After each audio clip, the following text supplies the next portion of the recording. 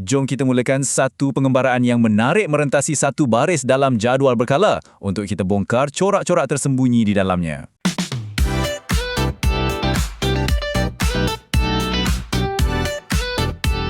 Pernah tak anda terfikir, apa kaitan antara bunga api, chip komputer dan tin minuman? Jawapannya terletak pada sekumpulan unsur yang sangat menarik yang semuanya duduk sebaris dalam jadual berkala, kala 3. Okey, jom kita mulakan pengembaraan ni dengan berkenalan dengan jiran-jiran di sepanjang barisan ni. Kita akan bergerak dari kiri ke kanan. Nah, ini dia 8 unsur kita. Nampak macam tak ada kena-mengena kan? Tapi sebenarnya semua ni berkongsi satu ciri yang sangat-sangat penting. Setiap satu atom dalam unsur-unsur ni ada 3 petala elektron. Okey, sekarang kita sampai ke perhentian pertama dan terus kita jumpa satu kejutan. Bila kita bergerak dari satu unsur ke unsur seterusnya dalam kala ni, ada sesuatu yang agak aneh berlaku pada saiz atom-atom tersebut. Cuba anda tengok data ni. Perasan tak? Jejari atom natrium berula pada 0.186 nanometer. Tapi bila kita bergerak ke bawah senarai sampai ke unsur yang lebih berat macam klorin, saiznya mengecut jadi 0.099 nanometer je. Padahal kita tambah lagi banyak proton dan elektron, tapi saiz atom tu makin berkurangan.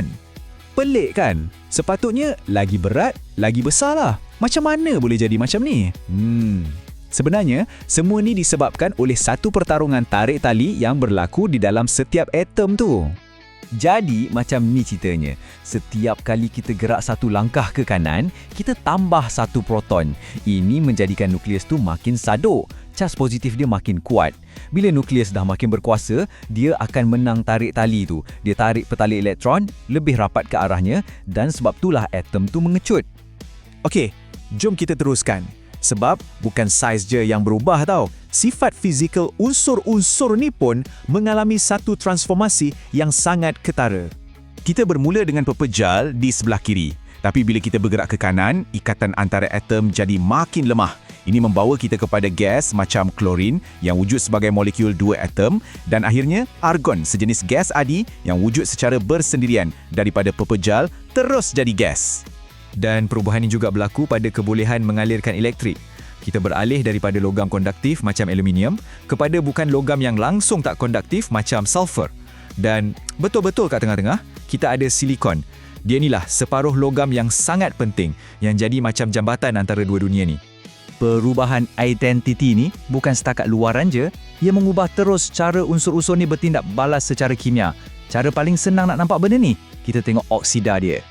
Apabila kita merentasi kala ni, oksida yang terbentuk pun berubah sifat daripada bersifat base yang bertindak balas dengan asid kepada bersifat asid yang bertindak balas dengan base. Senang cerita, macam beralih daripada sesuatu yang rasa macam sabun kepada sesuatu yang tajam macam cuka.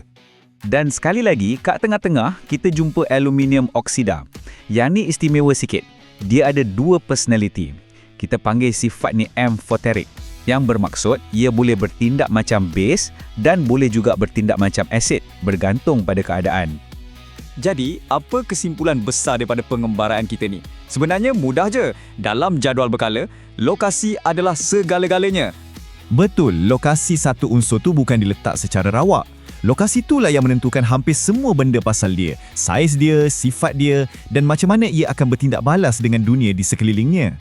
Contoh terbaik, silikon. Sebab kedudukannya, ia jadi separuh logam, bahan yang sempurna untuk dijadikan semikonduktor. Dan semikonduktor inilah otak di dalam chip komputer yang kita semua guna setiap hari. Menarik kan? Satu baris je pun dah tunjukkan corak yang begitu teratur dan boleh diramal. Inilah kehebatan jadual berkala. Jadi, cuba bayangkan, kalau satu baris ni pun dah ada macam-macam rahsia, apa lagi corak-corak menakjubkan yang tersembunyi di seluruh jadual tu?